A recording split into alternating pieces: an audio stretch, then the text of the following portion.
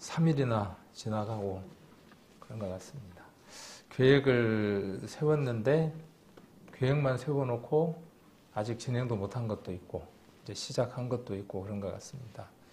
한 해 이렇게 보내시면서 작심 3일만 해도 되죠. 작심 3일만 계속 작심 3일을 반복을 하면 안 좋은 것도 있지만 또 그 속에서 이렇게 뭔가 한두 가지라도 얻을 수 있습니다. 그래서 자꾸 챙겨서 내가 할 일들 한번 계획을 세워서 챙기고 하는 것들도 중요할 것 같습니다. 계획을 세우고 이렇게 이제 하려고 하다 보니까 조금씩 한 것도 있고 못한 것도 있고 이렇게 점검들이 되면서 조금 더 유익한 시간들을 보낼 수 있게 되는 것 같습니다. 올해 무슨 계획을 세우셨나요? 성도님들 세운 계획 있으신가요? 그냥 주어지는 한 해니까 또 그냥 지나갑니까? 올 한 해 365일 동안 나는 뭘 해야 되겠다. 또 1월 한 달은 뭘 하고 2월은 뭐 하고 이렇게 계획을 세워서 하나하나 이렇게 해나가시면 좋겠다 그런 생각이 듭니다. 다음에 그 교제 시간 때 이런 것들을 나눠도 좋을 것 같아요. 어떤 계획을 세우셨는지. 앞에 좀 화면이 바뀐 게 있나요? 나름 바꿨다고 바꿨는데 전혀 변화를 못 느끼시겠죠. 제 딴에는 애를 썼어요. 발음이 안 되네. 배경색이 좀 바뀌었어요. 배경색이. 칠판처럼 좀 바꿨어요. 그래서 좀 눈에 좀 덜 피곤하라고 배경색을 한번 바꿨고 밑에 칠판처럼 저기 밑에 약간 한번 만들어 봤는데 비스무리한가는 모르겠습니다. 그래서 오늘 또 기도드리고 말씀 같이 나누도록 하겠습니다. 기도드리겠습니다. 귀한 시간 오늘도 허락해 주심을 감사를 드립니다. 오늘 나누는 말씀들이 우리에게 힘이 되게 하시고 또 한 해 동안 살아가면서 하나님 능력 안에 힘이 있는 삶을 살아갈 수 있는 말씀들이 되게 도와주시기를 원합니다. 우리는 말씀으로 구원을 얻었고 또 말씀으로 하나님의 약속으로 하나님의 자녀가 되었으며 또한 소망 가운데 살아갑니다. 이 소망과 약속이 흐려지지 아니하고 더 확실해지기 위해서는 우리에게 말씀이 더욱 필요하고 또 이 말씀을 풀어서 우리들 심령 안에 새겨질 때 우리의 삶이 더욱 은혜롭고 풍성하고 기쁨 가운데에 살아가는 삶이 될 줄로 압니다. 우리가 날마다 말씀을 읽을 수 있도록 인도해 주시고 또 말씀이 선포되는 이 날들을 기억해서 이곳에 와서 더 말씀들을 이해하고 또 연구할 수 있는 시간들이 되어져 더 많은 예수 그리스도의 사랑과 더 많은 은혜들을 누릴 수 있는 귀한 시간들이 되게 도와주시기를 원합니다. 오늘 이곳에서 함께하는 우리 성도님들 심령 안에 또 삶 안에 하나님께서 더 큰 은혜를 채워주시기를 원하고 또 이 시간 동일하게 함께 참석할 수 없는 형편 가운데 있어서 또 같은 시간으로 동참하는 귀한 우리 성도님들에게도 은혜 위에 은혜를 더하여 주시기를 원합니다. 한 시간 함께해 주실 것을 믿으면서 이 모든 말씀 우리를 사랑하시고 또 영원한 죄악 가운데에서 우리를 건져주신 고마우신 예수님 이름으로 기도드립니다. 아멘. 작년 마지막은 우리가 골로새서 1장 24절로 27절까지 말씀 같이 나누었습니다. 바울이 무엇을 위해서 살았는가 또 무엇을 위해서 살려고 하는가 하는 것들을 이 골로새서 교회에게 말하고 있는 내용들을 살펴보는 시간을 가졌습니다. 그래서 주된 주어가 내가였고 그 다음에 상대편의 단어가 무엇이었느냐 하면 너희 골로새 교회 성도들이었고 바울이 하려고 하는 것이 무엇이었느냐 하면 자기의 육체에 예수 그리스도의 남은 고난을 채우겠다 그렇게 이야기를 하는 걸 볼 수 있습니다. 바울이 왜 자기 그 육체에 그리스도의 남은 고난을 채우려고 하느냐 하면 교회를 위한 것이다. 그리스도의 몸이 이루어져야 하고 또 주님이 오시는 그날이 교회의 마지막 수가 채워지는 날 주님이 오시는 날이니까 우리가 그날을 위해서 부지런히 열심히 일해야 된다 하는 내용들로 지난번에 말씀을 한번 나누었습니다. 같이 이어지는 말씀입니다. 장절은 나눠져 있지만은 이 말씀은 1장과 연결된 말씀이고 똑같이 바울은 오늘 뭘 얘기를 하느냐 하면 2장 1절로 5절까지의 말씀을 우리가 한번 보시면 동일하게 여기서도 무엇을 이야기하느냐 하면 내가라고 2장 1절 한번 보시면 내가라고 이야기를 하고 있고 또 2장 4절에도 내가라고 이야기를 하고 있고 또 2장 5절에도 이는 내가라고 이렇게 주어가 내가인 것을 볼 수 있습니다. 그런데 이 내가가 자기를 위한 삶, 또 자기를 즐기기 위한 것이 아니라 이타적인 것, 다른 사람을 위한 것, 그래서 너희를 위하여, 교회를 위하여, 그리고 내가 얼굴은 모르지만 너희들하고 이렇게 대면을 해서 보기는 했지만 또 대면하지 못한 누군가도 있다.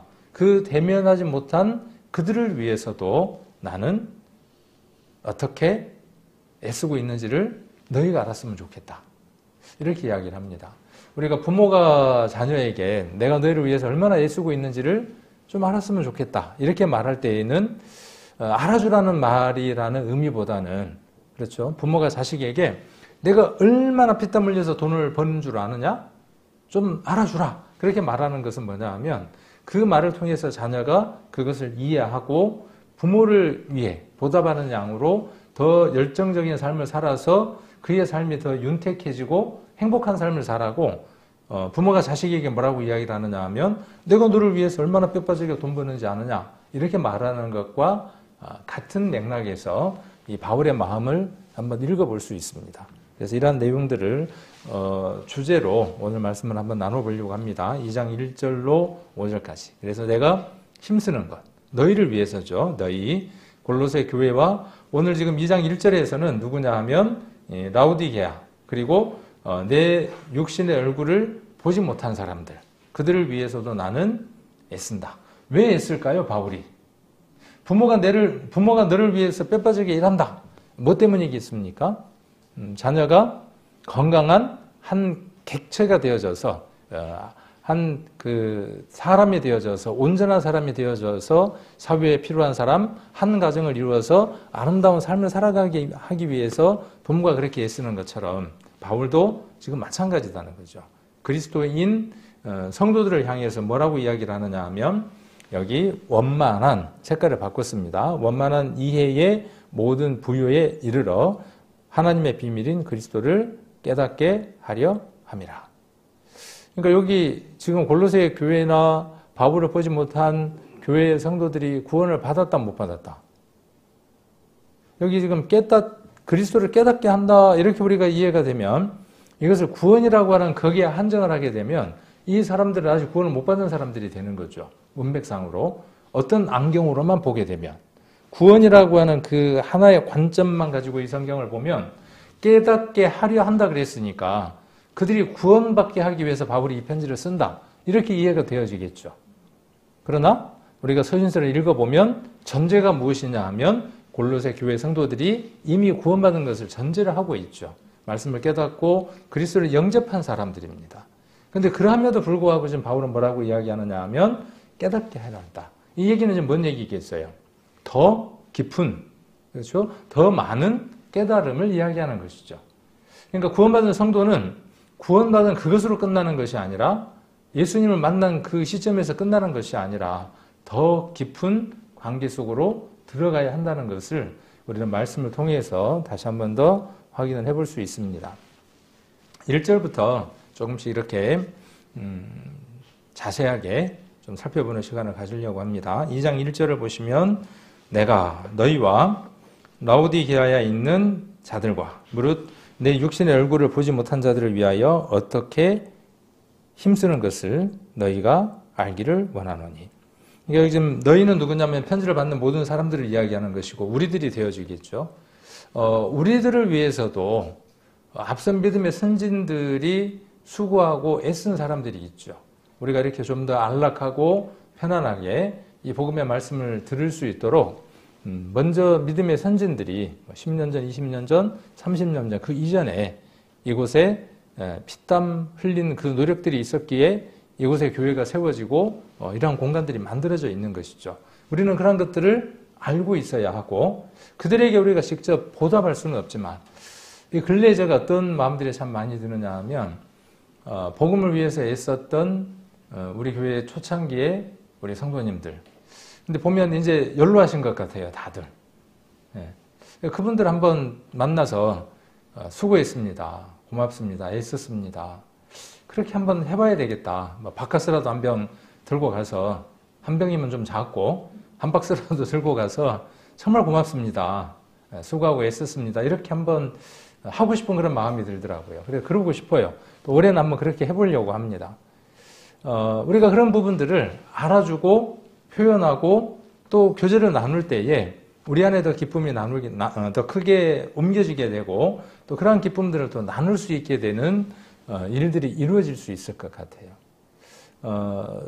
여러분들은 누군가로부터 전도를 받았고 구원을 받으셨잖아요. 여러분들에게 복음을 전해주는 사람들이 있죠. 나를 구원받게 해주신 그분은 하나님이고 예수님이어서 늘 감사를 하지만 만일 그분이 내게 입을 열어서 알려주지 않았다 그러면 지금의 내가 없겠죠.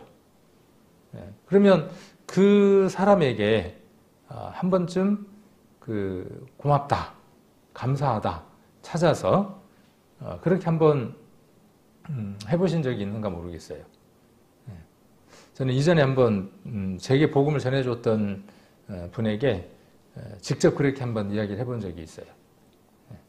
그러니까 당연히 할 일인데요, 뭘요? 그러더라고요. 사실은 그분이 제게 복음을 전하려고 한 게 아니고 그 같은 동네에 사는 오빠를 전도하려고 전도하다가 저는 그냥 덤으로 1+1으로 딸려갔거든요. 어쨌든 뭐 고맙더라고요. 어떻게 1+1에 딸려 묶여갔던 하나든 간에. 그래서 이렇게 우리가 알아주는 것, 감사를 표현하는 것, 이런 것들이 우리를 더 기쁘게 하고 더 감사가 넘치게 한다는 사실입니다. 그래서 이렇게 그 쉬운 말 성경에는 내가 여러분과 라오디게아에 있는 발음이 잘 안 돼요. 항상 라오디게아에 있는 사람들을 위해서 또 개인적으로 직접 만나보지 못한 많은 사람들을 위해서 내가 얼마나 수고하며 애쓰고 있는지 여러분이 알기를 바랍니다. 그러니까 뭐 좀 먹을 거 좀 보내주라 그 말이에요. 택배로. 택배로 좀 찹불로든 뭐든 좀 보내주라 그 말입니까? 먹을 것들? 아니죠.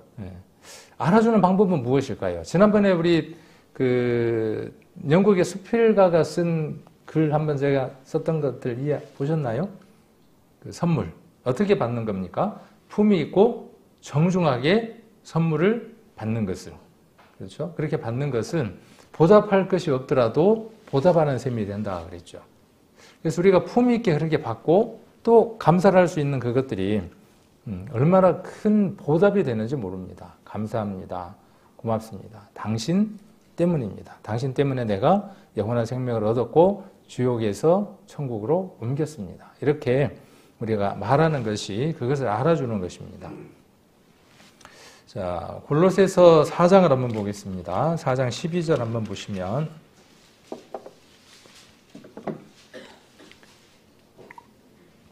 지난번에 우리가 골로새서 개관 이렇게 처음 우리가 한번 살펴볼 때 봤던 말씀이기도 합니다. 4장 12절 그리스도 예수의 종인 너희에게서 온 에바브라가 너희에게 문안하니 저가 항상 너희를 위하여 애써 기도하여 너희로 하나님의 모든 뜻 가운데에서 완전하고 확신 있게 서 있기를 구하노니. 이런 데 보면은 단어들이 완전하다, 그 다음에 또 확신 있게 이런 단어들이 나오잖아요.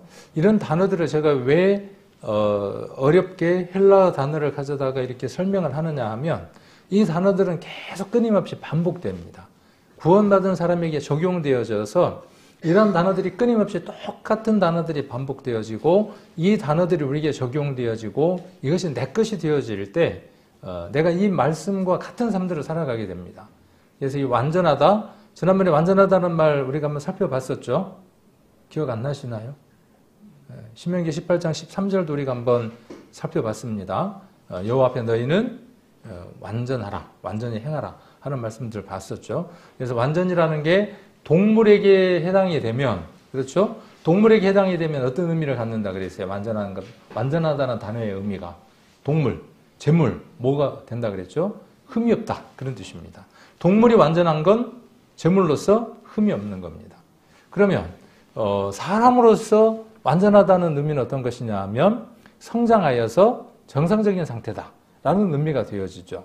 성도에게 이게 적용이 되면 어떻게 적용이 됩니까? 완전하다는 말의 의미가 성도에게 적용이 되면 똑같습니다. 제물로서 로마서 12장에 기록되어 있는 대로 산 제사를 드리는 데 있어서 본인이 제사장이고 본인이 제물이 되는 거죠. 누가 그런 것처럼요.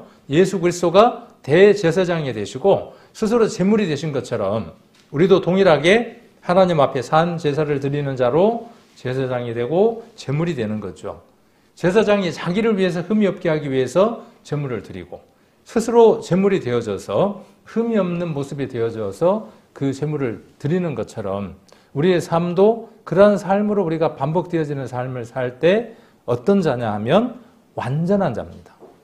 그러니까 이 완전하다는 말을 터부시하고 밀어낼 필요가 있어요, 없어요? 어떻게 사람이 완전할 수 있어? 그렇죠? 믿음 없는 소리예요, 이게. 말씀을 바르게 이해하지 못한 것입니다. 어떻게 죄를 안 짓고 살 수 있어? 근데 말씀은 뭐라고 말씀하시느냐 하면 육체의 고난을 받는 자가 죄를 그쳤음이니라. 파오우. 잠시 버튼 눌러서 죄가 멈춰지는 것을 경험한다라고 말씀하고 계시거든요. 불가능한 일이 아니라는 것이에요. 그게 누구의 능력 안에서 가능한 겁니까? 예수님의 능력 안에서 가능한 겁니다. 그리스도가 하나님이 주신 능력으로 그렇게 사셨던 것처럼 그 능력이 누구 안에 계신다? 우리 안에 계신다가 말씀이에요. 그것을 믿는 사람이 누구냐 하면 성도입니다. 그것이 성도입니다. 그 능력 안에서 실천하고 경험함을 사는 사람들이 저와 여러분입니다. 그래서 여기 완전하고 확신, 아까 이 확신이라는 말을 조금 이따가 이제 살펴보도록 하고 확신 있게 서 있기를 구하노니 그가 너희와 라오디게아에 있는 자들과 히에라볼리에 있는 자들을 위하여 많이 수고하는 것을 내가 증거하노라. 바울뿐만 아니라 여기 또 누구도요? 에바브라라고 하는 사람도 라오디게아와 히에라볼리에 있는 사람들을 위해서 많이 수고하고 애쓰고 있다. 그래서 너희를 위해서 내가 너희 얼굴을 알지 못하지만은 수고하고 애쓰는 것을 너희가 반드시 알아야 한다. 그렇게 지금 말하고 있습니다. 지난번에 한번 지도는 우리가 봤었죠. 지금 우리가 신약 시대에 있어서 서신서들, 사복음서는 우리가 주로 갈릴리, 그렇죠? 우리가 신약 성경에서 그 이스라엘 지도를 봤을 때에 갈릴리 호수를 주변으로 한 그리고 사해 바다를 주변으로 한 그 이야기의 스토리들이 사복음서의 이야기다라고 우리가 이야기를 한다면 서신서들의 주된 내용들은 어디냐 하면 지금 여기 지도 보는 대로 이 내용들을 주된 내용들로 이야기를 하겠죠. 그래서 성경을 읽을 때 지도 없이 읽어도 문제가 없겠지만 요즘은 인터넷에서 이렇게 지도를 찾으면 쉽게 검색하실 수 있습니다. 그래서 읽으실 때 이렇게 7 교회의 지도들을 놓고 성경을 읽고 만일에 사도행전을 읽는다. 서신서를 이해하기 위해서는 사도행전을 반드시 읽어야만 하겠죠. 그래야 바울이 어떻게 이동했는지를 알게 되고 그 이동의 동선을 따라서 교회가 형성이 되고 그 교회가 형성된 것에 따라서 바울이 서신서를 어떻게 주었는가, 어떻게 보냈는가 하는 것들을 알게 되겠죠. 필요에 따라서는 바울이 누구를 보내느냐 하면 사람을 보내죠. 사절이라고 이야기를 하고 서신이라고 이야기를 하고 편지를 보낸 건 서신, 사람을 보낸 건 사절, 오고 가는 것들이 있겠죠. 그러니까 이런 부분들을 지도를 놓고 이렇게 그려가면서 성경을 보면 훨씬 더 재미있겠죠. 그리고 현실감이 있겠죠. 그래서 여기도 제가 7 교회의 지도들을 이렇게 그려두었습니다. 제가 그린 건 아니고 그래서 보면 이렇게 원을 그리죠. 원을 그리는데 에베소부터 이렇게 시작을 해서 반시계 방향으로 이렇게 돌고 있는 걸 볼 수 있죠. 반원을 이렇게 그리는 것을. 그래서 이렇게 7 교회가 있는 걸 볼 수 있습니다. 특별히 오늘은 이 골로새 교회, 지금 가운데 있는 골로새 교회를 중심으로 해서 여기입니다. 골로새 교회를 중심으로 해서 아까 어떤 교회가 있었습니까? 이 라오디게아 교회가 있었고 골로새 교회가 있고 그 다음에 히에라볼리가 있고 그 다음에 라오디게아 교회가 이렇게 있습니다. 그러니까 다 인접하고 있는 걸 알 수 있죠. 그리고 지난번에 이게 무엇하고 연관이 있다고 이야기를 했었죠? 우리가 요한교실에게 보면 이 마지막 교회의 모습이 어떤 모습이었느냐 하면 차지도 않고 뜨겁지도 않는 교회. 그죠? 네.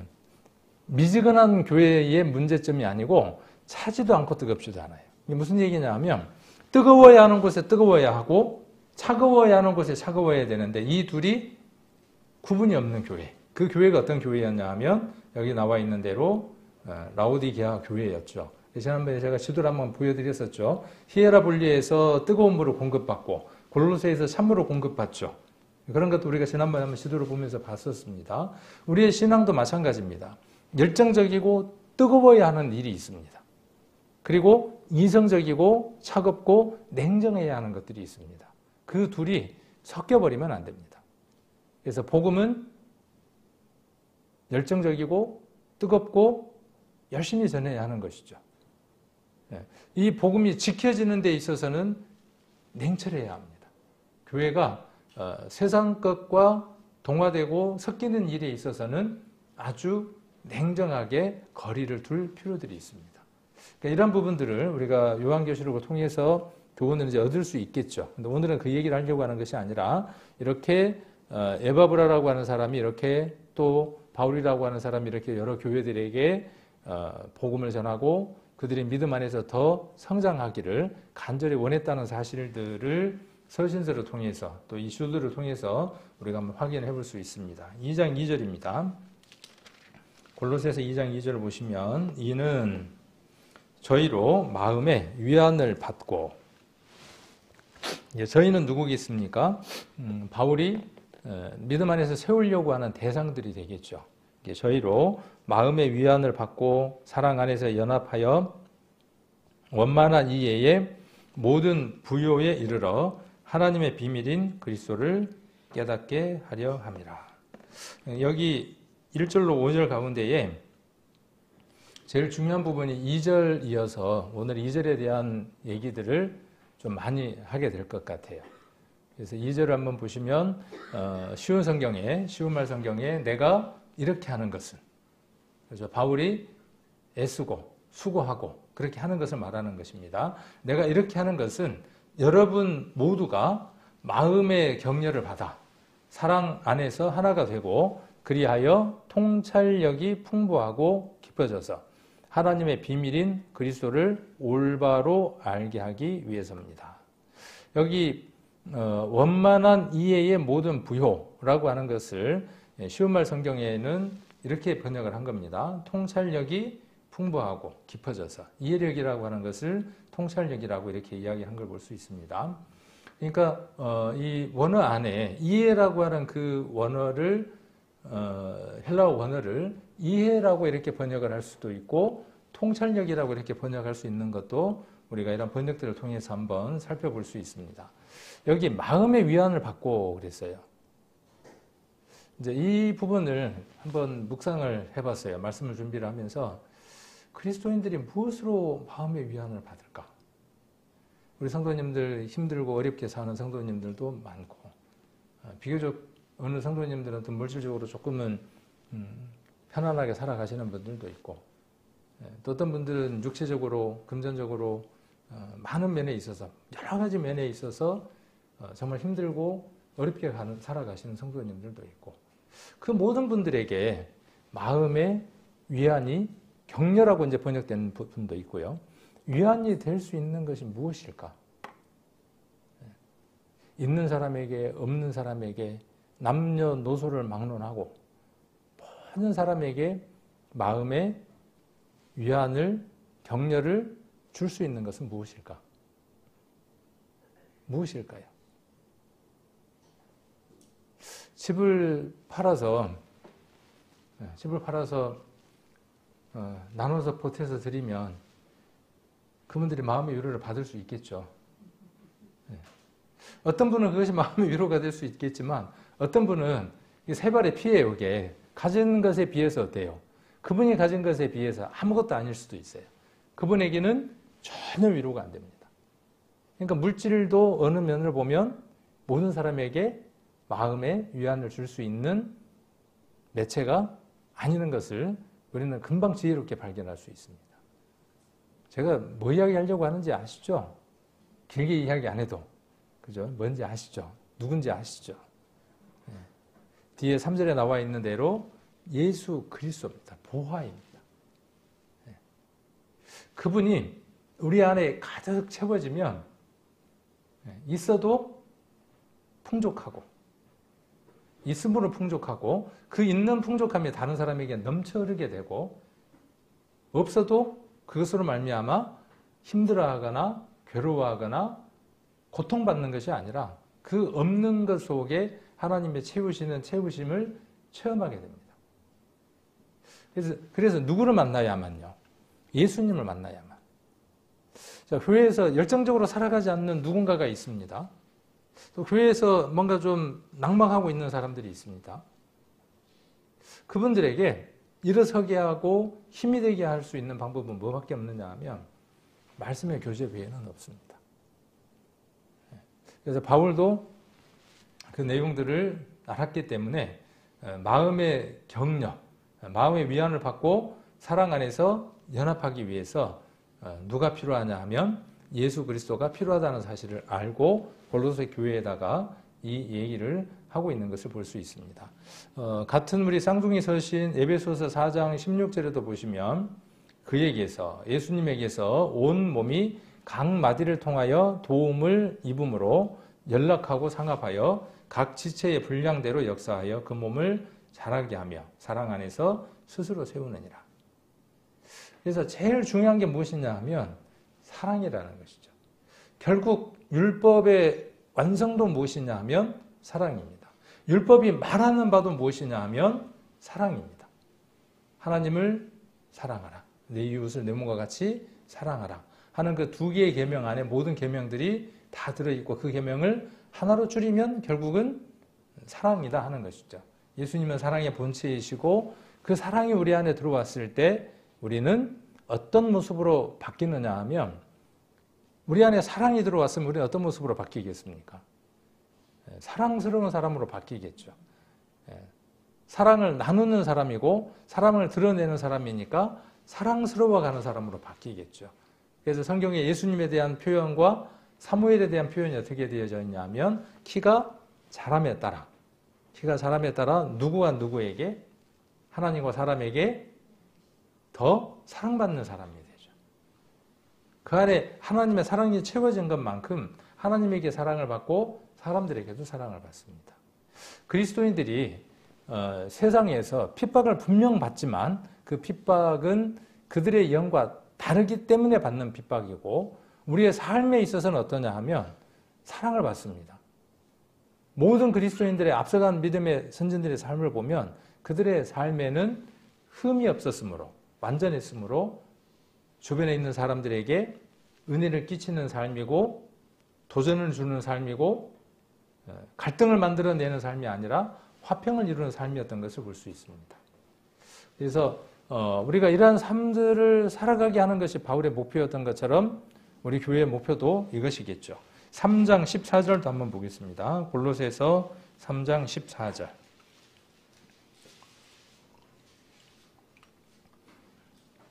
여러 가지 이야기를 하고 그 뒤에 14절에 보시면 무엇을 이야기를 하느냐 하면 이 모든 것 위에 사랑을 더하라. 이는 온전하게 매는 띠니라. 이 띠가 없으면 허리띠가 없으면 어때요? 바지가 줄줄줄 내려가고 신발 끈이 없으면 신발이 헐거워서 제대로 움직일 수가 없죠. 사랑이라고 하는 것은 그런 것입니다. 사랑이라고 하는 것은 서로를 묶어줄 수 있고 하나가 되게 하는 아주 강렬한 도구가 사랑입니다. 사랑이라는 말만 들어도 왠지 모르게 좀 두근거리고 그러지 않습니까? 그 이성 간의 사랑, 또 친구 간의 우정, 또 부모와 자식 간의 사랑 이런 단어를 들으면 우리는 뭔가 이렇게 엔돌핀이 돋고 올라오고 행복한 상상들을 하게 되죠. 그 안에 그리스도가 우리에게 주신 사랑을 생각하면 우리는 몸둘 바를 모르고 우리의 마음들이 막 터져 나갈 것 같은 그러한 마음들을 갖게 되죠. 그 마음들이 주변에 있는 사람들을 녹힙니다. 그 전에 그 이솝 우화에 나오는 건가요? 그 모자와 외투를 잔뜩 입은 사람을 해와 또 뭐였죠? 바람과 둘이서 저 나그네의 옷을 누가 벗길 수 있느냐? 그 바람, 추위 어떻게 했습니까? 세게 불었더니 안 되죠. 태양은 어때요? 좀 한 5분, 10분 동안 따끈하게 이렇게 데펴주니까 어때요? 모자도 벗고 외투도 벗고 그렇죠. 하나님의 사랑이 우리에게 그렇습니다. 여러분 안에 있는 그 사랑이 여러분만 녹일 수 있는 게 아니라 주변에 있는 사람들도 녹일 수 있습니다. 우리 복음성가에도 그런 게 있잖아요. 작은 불꽃 하나죠. 우리가 갖고 있는 그 불꽃, 우리에게 있는 그 불이 우리에게는 작은 불씨인지는 모르지만 그 불이 우리 산불도 마찬가지잖아요. 작은 티 하나가, 담뱃불 하나가 그 산불을 이루어내는 것처럼 저와 여러분 안에 있는 이 사랑이 많은 것들을 바꿔낼 수 있습니다. 왜 안 될까? 왜 이렇게 힘들까?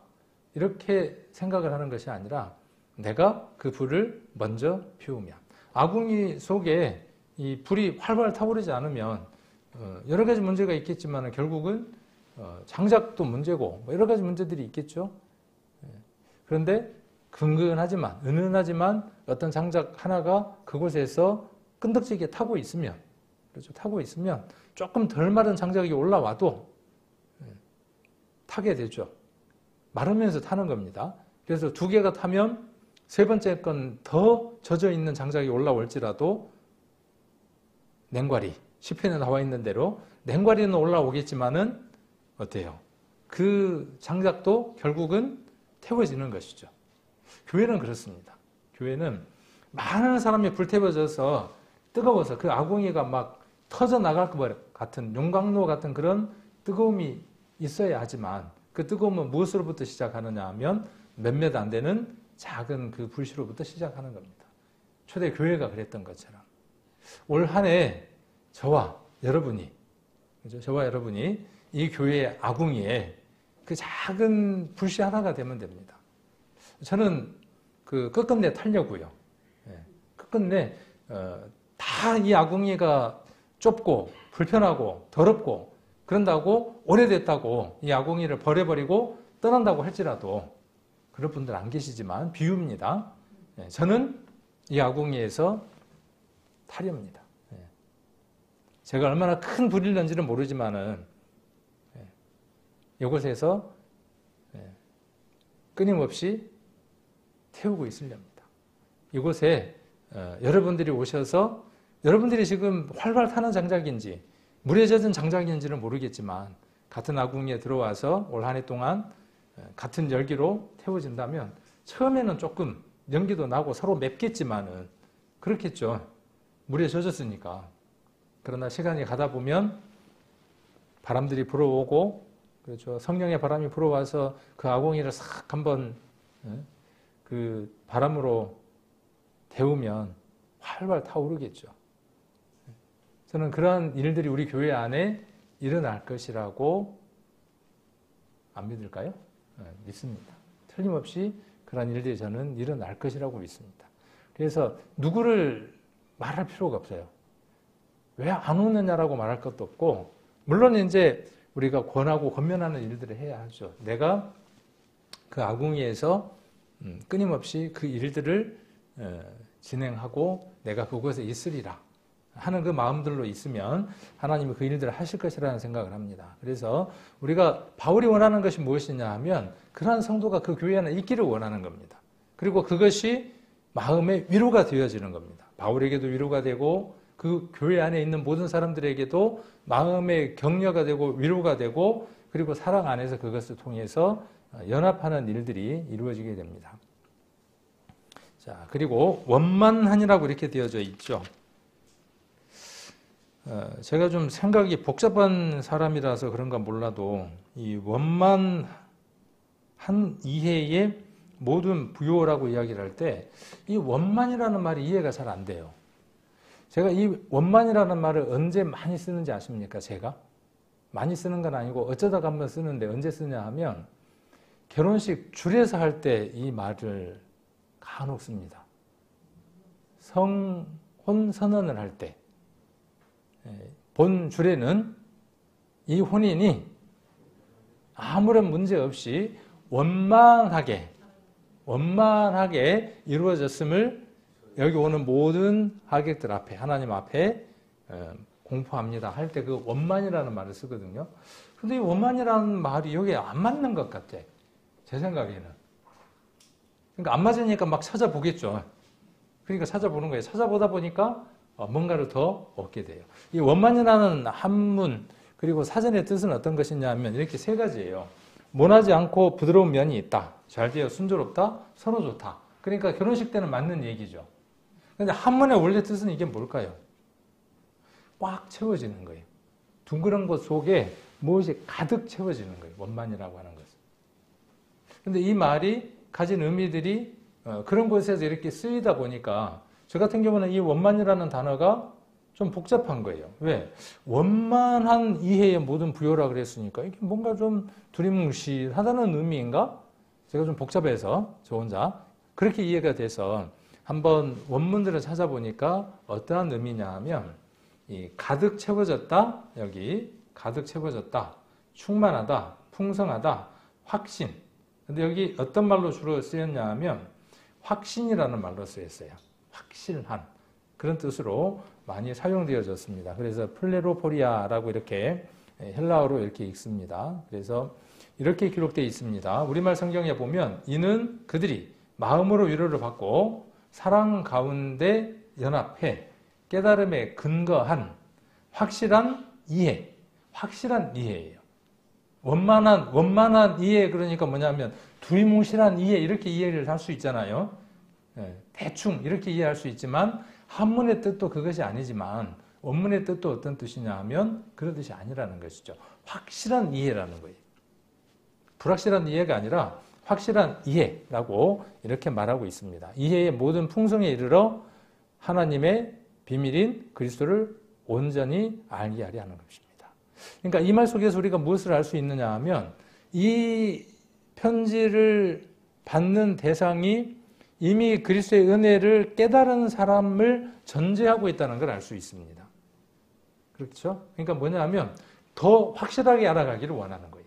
그들에게 예수 그리스도를 발견했고 그 예수 그리스도에 대해서 지금 알고 있는 그것들이 더 확실하고 선명하고 뚜렷하게 되어지기를 원하는 마음을 담아서 이 글을 쓰고 있는 겁니다. 그래서 이러한 부분들을 우리가 조금 이해를 하면 좀 더 이 내용이 어떤 것이구나 하는 것들을 알게 되어집니다. 자, 데살로니가 전서 1장 5절 한번 찾아보겠습니다. 데살로니가 전서 1장 5절 1장 5절을 보시면 329페이지 정도에서 찾으시면 됩니다. 데살로니가 전서 1장 5절 같이 한번 읽겠습니다. 이는 우리 복음이 말로만 너희에게 이른 것이 아니라 오직 능력과 성령과 큰 확신으로 된 것이니 우리가 너희 가운데서 너희를 위하여 어떠한 사람이 된 것은 너희 아는 바와 같으니라. 여기 능력, 성령, 큰 확신 이렇게 되어져 있죠. 여기 복음이 우리가 믿은 이 복음 있잖아요. 이 복음은 말로만 된 게 아니다 그 말이에요. 무엇으로 된 것이냐 하면 여기 보니까 능력과 그랬어요. 능력. 지난번에 이 능력 한번 제가 말씀드린 적이 있죠. 이 능력은 어디에서 역사했느냐 하면 예수 그리스도 안에 역사했던 능력입니다. 어떤 능력입니까? 우리가 능력 그러면은 앞으로 이제 잊어버리지 말아야 돼요. 이 능력이라는 단어 안에다가 두나미스라고 하는 단어 안에다가 여러분들이 뭘 꽉 담아놔야 되냐 하면 그리스도 안의 역사에서 그리스도를 죽은 자 가운데에서 부활하게 하셨어요. 그러니까 이런 능력을 가지신 분은 누구밖에 없습니까? 하나님 외에는 없습니다. 죽은 자를 살려서 영원한 삶 안으로 옮겨주실 수 있는 분은 하나님 외에는 없습니다. 그 하나님의 역사로 능력 가운데에서 예수 그리스도가 죽은 자 가운데에서 부활하셨어요. 그 능력을 누구 안에 부어주셨습니까? 여러분 안에 부어주셨다고요. 그 능력이 누구에게 있다고요? 여러분 안에 있다라고 말한 게 뭡니까? 그게 복음이에요. 다른 게 복음이 아니라 이것이 복음이라고요. 좀 놀라운 일 아닌가요? 이게 여러분 집에 뭐 누구를 이야기를 해야 될까요? 요즘은 유명한 사람 집에 모시고 싶은 사람이 별로 없더라고. 그죠? 다 그냥 문제여서. 근데 하여튼 최고 귀한 사람, 그 사람이 우리 집에 있다. 아니면 이 세상에서 딱 하나밖에 없는 어떤 것이 우리 집에 있다. 그러면 얼마나 자랑하고 싶겠습니까? 누가 가져갈까 봐서 자랑 안 하나요? 그런 사람도 있을 수 있어. 요즘 구원받은 그리스도인들이 그런 것 같아. 누가 이거 훔쳐갈까 봐서 얘기를 안 해. 우리 집에 좋은 거 있다고. 그런데 훔쳐갈 수도 없을 뿐더러, 그렇죠? 훔쳐가면 좋지. 가져가면 좋죠. 그 능력이 우리 안에 있다고요.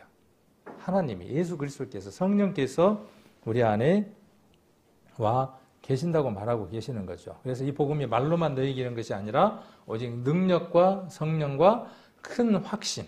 그래서 이 큰 폴레라고 이야기를 했고, 그 다음에 확신이라는 말은 아까 플레로포리아라고 하는 말로 이야기를 하고 있습니다. 가득 채워진 거예요, 우리 안에. 우리 안에 가득 채워진 이 복음의 말씀들을 이야기를 하는 겁니다.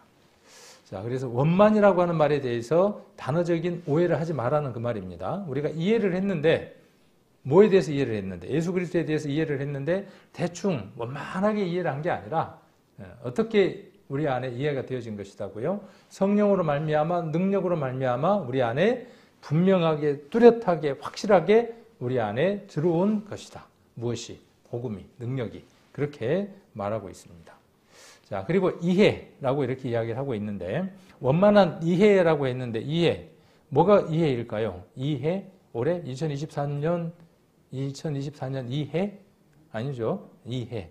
이해라는 말 가로 열고 통찰이라고 이야기를 했는데, 이 통찰이라는 말은 헬라어로 슈네시스라고 이야기를 합니다. 근데 이 말은 무엇으로도 번역될 수 있느냐 하면 이해력, 통찰력 이렇게 번역될 수 있습니다. 근데 여기에서는 이해라고 이렇게 번역을 했고, 우리가 통찰이라고 번역을 해도 전혀 잘못된 번역은 아닙니다.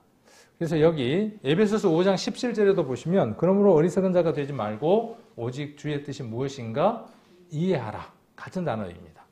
근데 영어에서 보면 이해라는 말을 제가 영어로 어떻게 썼냐 하면, 제가 영어 발음이 안 좋으니까 발음 좋은 분이 누가 계실까요? 근데 영어도 보면 두 개의 단어가 합쳐진 단어들이 많습니다. 우리가 헬라어도 그렇고 우리 말도 그렇고 한문도 그렇고 하나나 두 개 이상의 어떤 단어들이 모여져서 파생이 되어집니다. 그것과 더 심화된 단어로 파생되기도 하고 전혀 다른 뜻을 만들어내기도 합니다.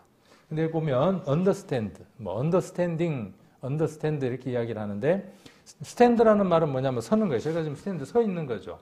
under라는 말은 뭐냐면 아래예요. 그러니까 이해라고 하는 건 어떤 거냐 하면 어떤 사실, 어떤 사건 아래에 서는 겁니다. 이 말을 성경적인 용어로 바꾸면 무엇이냐 하면 순종입니다.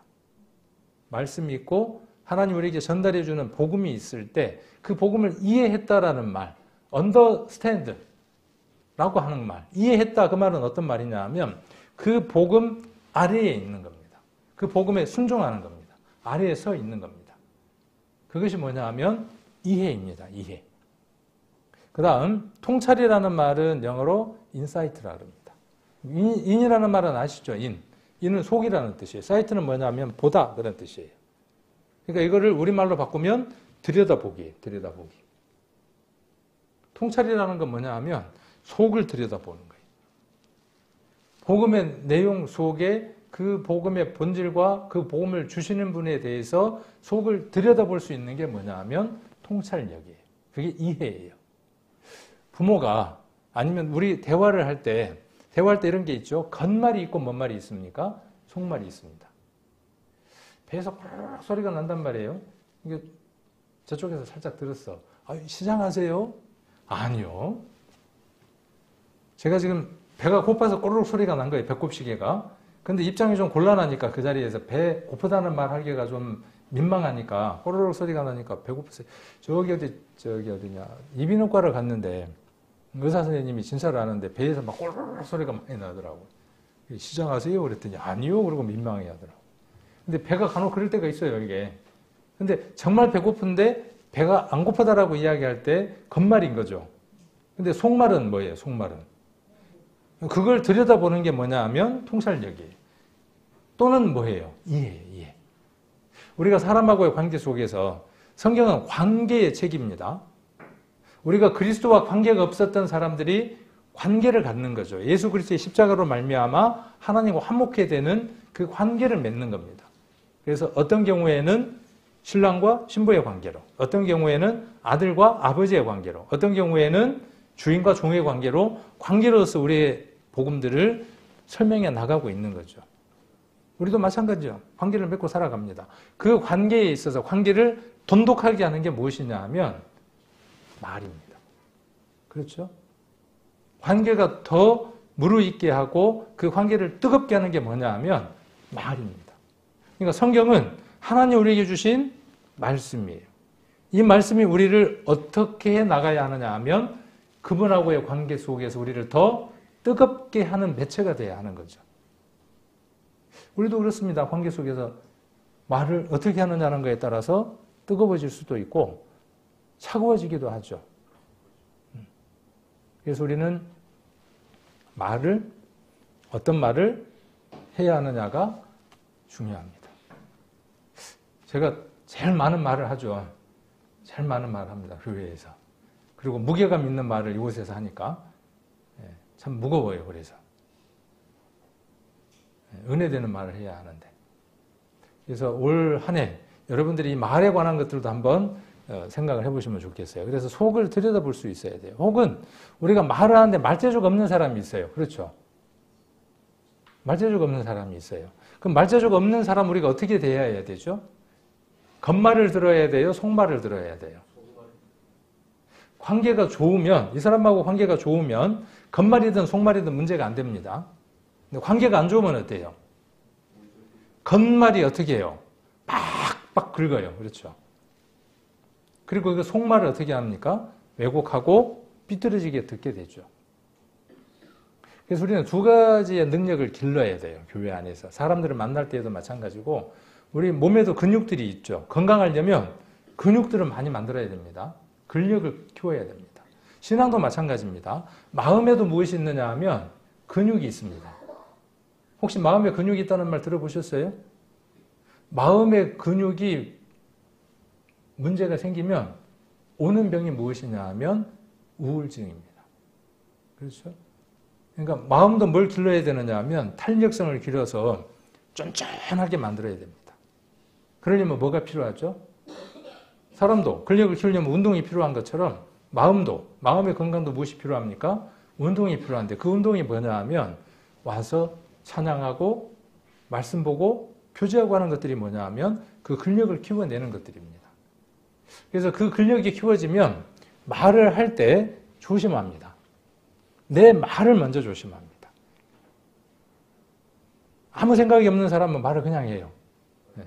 그런데 말을 할 때 말을 하고 나서 생각하는 게 아니라 겉말을 어떻게 해야 돼요? 겉말을 마음에 있는 것을 담아서 겉말을 할 수 있어야 돼요. 더 아름답게 표현할 수 있어야 돼요. 말을 하는 사람은 이 힘을 길러야 되고, 듣는 사람은 무엇을 길러야 합니까?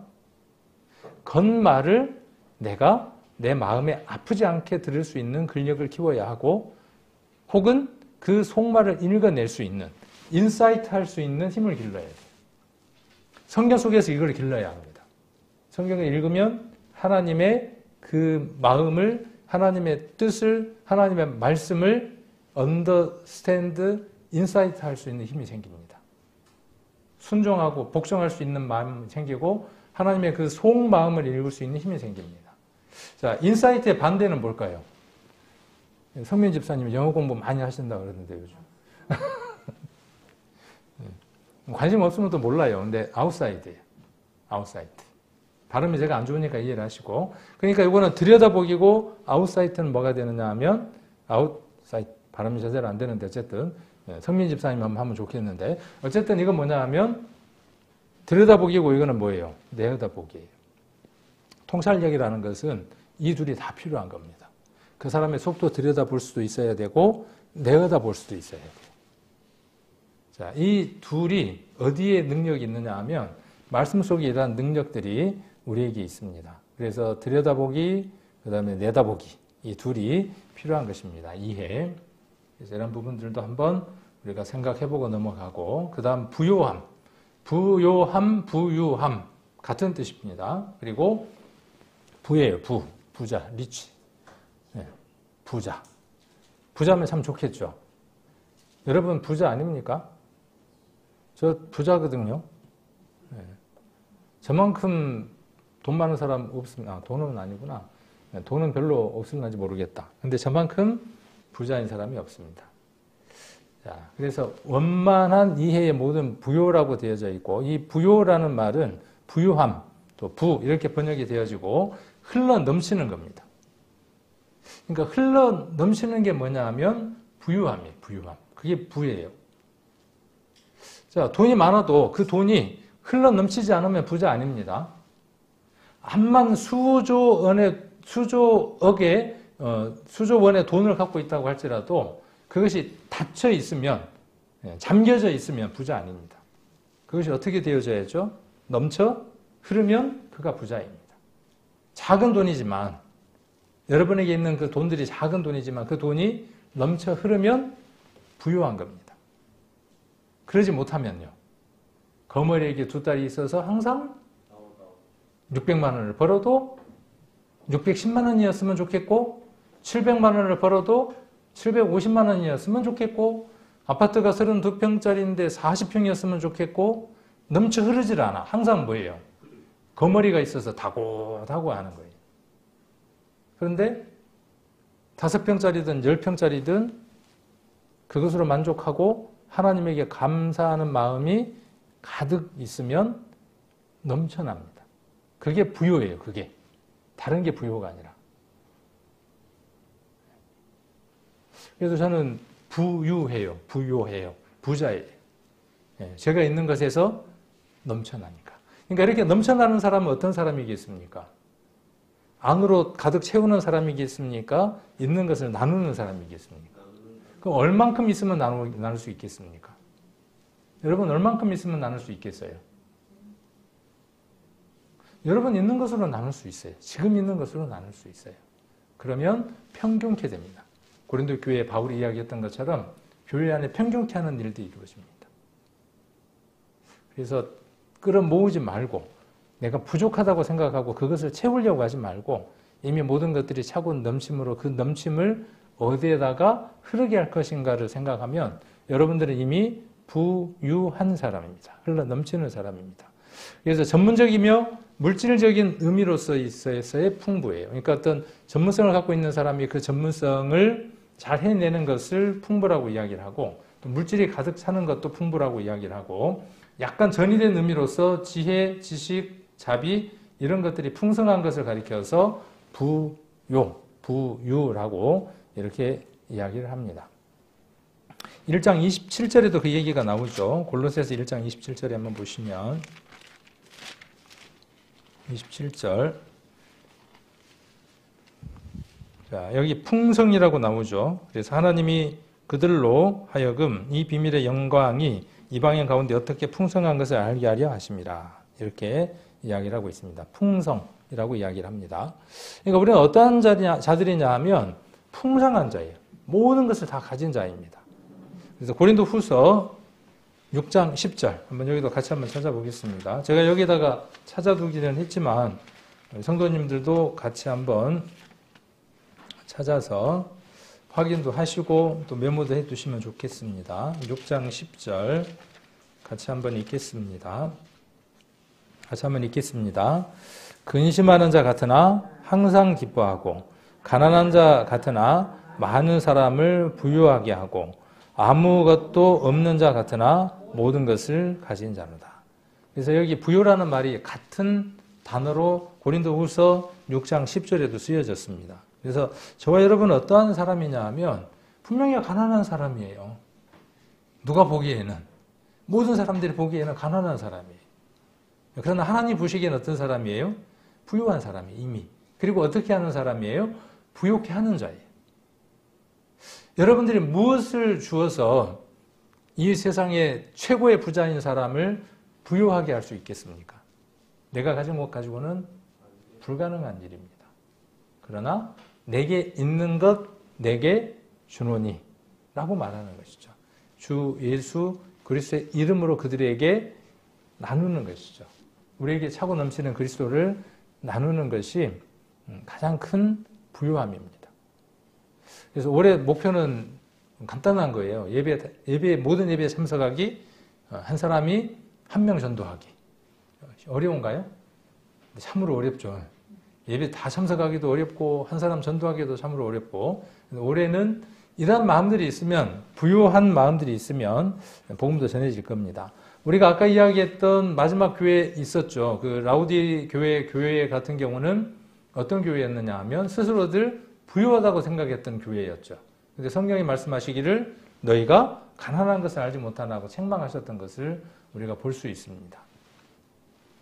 자, 그리고 깨닫다라고 이렇게 기록되어 있는데, 이 깨닫다라는 말은 에피그노시스라고 이야기를 합니다. 에피라는 말은 뭐 속에, 위에 뭐 이런 뜻을 갖고 있습니다. 그 다음에 그노시스라는 말은 지식이라는 뜻입니다. 알다 그런 뜻입니다. 그래서 여기 에피라고 하는 말과 두 개의 말이 합쳐져서 기노스코가 됐고, 그 다음에 여기는 에피그노시스. 그래서 이 말의 어원은 어디에서 왔느냐 하면 이곳에서 왔고, 에피라는 말과 그노시스라고 하는 두 개가 단어가 합쳐져서 이 단어가 됐습니다. 그래서 기노시스라는 말, 기노스코, 이 말은 어떤 뜻이냐 하면 알다라는 뜻입니다. 우리가 요한복음 17장, 그 다음에 디모데전서 2장 4절인가요? 우리 전도집회 때 잘 외우고 많이 이야기하는 말씀이죠. 하나님은 모든 사람이 구원을 받으며 진리를 아는 데 이르기를 원하신다. 그 아는 데 이르기를 원한다 할 때 그 알다라는 말이 이 단어입니다. 그리고 요한복음 17장 3절에 영생은 유일하신 영생은 갑자기 생각이 안 나는데 어떻게 되죠? 아는 것이다. 거기도 안다는 말이 나오죠. 똑같은 단어입니다. 그래서 그 알다라는 말은 다양한 단어로 번역이 됐습니다. 성경 속에서 여러 단어들로 번역이 되어졌는데 그 중에 가장 큰 의미 있는 것 두 가지를 한번 생각해 보려고 합니다. 먼저는 뭐냐 하면 성적인 관계를 가지다라는 의미를 갖고 있습니다. 관계성의 단어입니다. 그래서 야다라고 하는 히브리어를 바꾼 단어가 기노스코라고 하는 단어입니다. 그래서 하나님과 어떤 관계를 갖느냐 하면 남녀로서 하나가 되어지는 의미를 갖고 있습니다. 그래서 이 깨닫는다는 말의 오해를 좀 한번 없애보려고 제가 오늘 말씀을 드립니다. 깨닫는다, 알다라고 하는 것을 우리가 어떻게 이해를 하고 있냐 하면 요거 제가 전도집회 때 이야기 많이 하잖아요. 이거면 된다고 생각하는 거예요. 예수님이 과거 현재 모든 죄를 다 사하셨네. 내가 알았어. 그렇게 알았어. 깨달았어. 그 깨닫다, 알다라는 말이 우리 언어 속에서 어떤 의미를 가져다 주느냐 하면 몰랐던 것 하나를 단순하게 아는 정도의 의미들을 부여한다 그 말이죠. 그런데 원어에서 성경 속에서 알다라는 말, 깨닫는다는 말의 의미는 그것보다도 훨씬 더 무거운 의미를 담고 있다는 것입니다. 그래서 에피라는 말은 위라고 하는 뜻이고 그 다음에 기노스코라고 하는 알다라는 말의 그 의미는 어떤 것이냐 하면 하나가 되어지는 거예요. 이렇게 한번 생각을 해보면 좀 쉬울 것 같아요. 남녀가 뭘 하냐 하면 사랑을 나누죠. 그래서 서로 뭘 아느냐 하면 연애할 때 사랑을 알아요. 그래서 어떠냐 하면 네가 나를 사랑하는 걸 알고 내가 너를 사랑하는 걸 서로 알아요. 그렇게 아는 것하고 부부가 결혼식을 하고 그 다음에 첫날 밤을 치르고 그렇게 된 이후에 둘이 안다라고 하는 개념하고는 다르다는 거죠. 이때 아는 것하고 이때 아는 것하고 어때요? 몰랐던 것들이 서서히 드러나기 시작하죠. 본색이. 그죠? 영혼 본색이라고. 처음에는 당신 없으면 못 살아 이렇게 이야기했다가 이때는 어떻게 돼요? 네 때문에 못 살아 이렇게 되죠. 본색을 알게 되니까. 근데 하나님하고 우리의 관계는 어떻다는 거예요? 그것이 아니다는 거죠. 우리가 사랑이라고 하는 걸로 예를 들어서 이렇게 이야기를 했지만은, 그래서 안다라고 하는 것은 어떤 것이냐 하면 결혼식을 하고 둘이 하나가 되어져서 정말 몸과 몸이 닿고 생각과 생각이 닿아서 알아가는 것. 그게 뭐냐 하면 기노스코예요. 그래서 이것은 알다라는 말이 그런 의미고, 이것은 제가 여러 차례 한번 말씀을 드렸던 것 같아요. 그리고 그 안에서 또 하나의 의미가 무엇이냐 하면 여기 구별하다. 이 의미가 굉장히 중요합니다. 기노스코라는 말에서 제일 중요한 의미가 어떤 것이냐 하면 아까 하나가 되다라는 의미, 또 하나의 의미가 어떤 것이냐 하면 구별하다의 의미입니다. 하음이하고 하루가 크면서 똑같더라고요. 어떤 게 똑같냐 하면 신발을 신는데 신발이 요만해. 그죠?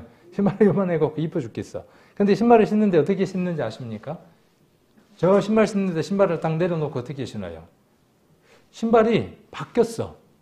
좌우가 바뀌었어요. 우리가 보기에는 바뀌었단 말이에요. 애는 어때요? 애는 그게 바뀐 줄은 모르고 어떻게 해요? 거기다 팔을 자꾸 집어넣는 거예요. 자꾸 집어넣어요. 자, 그러니까 어떻게 합니까? 그거 아니야. 그거 아니라고 자꾸 알려주죠. 크면 이제 어떻게 돼요? 자, 그래서 좌우를 구별하는 것을, 좌우를 왼손, 오른손을 구별할 수 있게 되는 게 뭐냐 하면 기노스코입니다. 어린아이가 이렇게 좌우를 구별하는 거예요. 옳은 것과 옳지 않은 것을 분별할 수 있는 것이 뭐냐 하면 기노스코예요. 자, 그래서 하나님의 비밀인 그리스도를 깨닫는 거죠. 하나가 되어져서 그것 안으로 들어가는 겁니다. 자, 그래서 그런 내용들을 담고 있고, 우리가 에베소서 1장 17절, 19절 한번 보겠습니다. 에베소서 1장 17절 17절부터 우리 주 예수 그리스도의 하나님 영광의 아버지께서 지혜와 계시의 정신을 너희에게 주사 하나님을 알게 하시고, 이 알게라는 말이 나오죠. 알게라는 말이 아까 이야기했던 에피그노시스라고 하는 단어를 갖고 있습니다. 아까 기노스코, 에피, 그 두 개의 단어가 합쳐진 단어입니다. 자, 그리고 18절 너희 마음 눈을 밝히사 그의 부르심의 소망이 무엇이며 성도 안에서 그 기업의 영광의 풍성이 무엇이며 그의 힘의 강력으로 역사하심을 따라 믿는 우리에게 베푸신 능력의 지극히 크심이 어떠한 것을 너희로 알게 하시기를 구하노라. 여기 지금 알게라고 하는 단어가 똑같이 나오죠. 앞에도 뭐냐 하면 알게 하시고, 뒤에도 뭐가 나오냐 하면 알게 하시고, 우리 단어에서는 똑같이 알게예요. 그런데 원어에서는 두 개의 단어가 다른 단어인 걸 볼 수 있습니다. 여기 이렇게 제가 표시를 했습니다. 여기는 에이도라고 하는 단어를 썼고, 에피그노시스라고 하는 단어를 썼고, 두 개의 단어가 다릅니다. 하나는 어떤 것이냐 하면 아까 이야기한 대로 깨닫는 겁니다. 구원함을 얻고 그 안에서 관계를 갖고 더 깊이 들어가는 것입니다. 여기 에이도라고 하는 것은 무엇이냐 하면 그것을 구체적으로 경험하는 겁니다. 제가 여러분들에게 계속 뭔 얘기를 하느냐 하면 그리스도의 관계 속에서 이런 것들이 있습니다라고 계속 이야기하면서 그 속으로 들어가야 됩니다라고 이야기를 하죠. 그것을 알아야 됩니다라고 이야기를 합니다. 그 알아야 된다는 말이 뭐냐면 에이도예요. 그것을 봐야 하고 깨달아야 한다는 것을 이야기를 합니다. 그래서 이 에이도라는 말은 호라호라고 하는 말에서 나온 단어인데, 이 본다라는 말로 많이 번역이 됐고, 지각한다, 느끼다, 감지하다, 주목하다, 알아채다, 여기 중요한 단어, 체험하다, 경험하다라고는 의미를 갖고 있습니다. 그러니까 바울은 에베소 교회 성도들에게 무엇을 체험하기를 원하느냐, 무엇을 알기를 원하느냐 하면 그 하나님하고의 관계, 하나가 되어지고 그 속에서 점점 관계를 깊이 들어가는 그 경험들을 해나가기를 원하는 마음을 담아서 에베소서에서 지금 이렇게 이야기하고 있는 것을 볼 수 있습니다. 그래서 여기 내용들에 대해서는 다음에 한번 그 뒤에 3절, 4절, 5절 이야기할 때 조금 더 부연 설명을 하면서 한번 살펴보도록 하겠습니다. 그래서 오늘 내용을 한번 정리를 해보면 2장 1절, 2절에서 바울은 무엇을 원하느냐 하면 모든 성도들이 자기가 얼굴을 본 사람이든 안 본 사람이든 어떻게 되어지기를 원하느냐 하면 여기 하나님의 비밀인 그리스도를 깨닫기를 원하는, 먼저는 구원받기를 원하겠죠. 구원받은 성도가 어떻게 되어지기를 원하는 겁니까? 아까 에베소서 1장 17절, 19절에 나와 있는 말씀처럼 그것을 경험하며 살아가기를 원하는 겁니다. 매일 그리스도하고의 그 사랑 속에서 그 사랑을 체험하며 살아가는 그러한 삶을 살아가기를 바울은 에베소 교회에게, 골로새 교회에게, 모든 교회들에게 지금 말하고 있습니다. 그래서 저와 여러분이 올 한 해 동안 우리 성도님들이 우리가 깨달은 예수 그리스도의 그 알게 된 것, 그것을 우리의 실전적인 삶 안에서 A도 체험하고 알아가고 바라보는, 지각하는 그런 삶들을 우리가 살아갔으면 하는 마음에서 오늘 이 말씀들을 함께 나누어 보았습니다.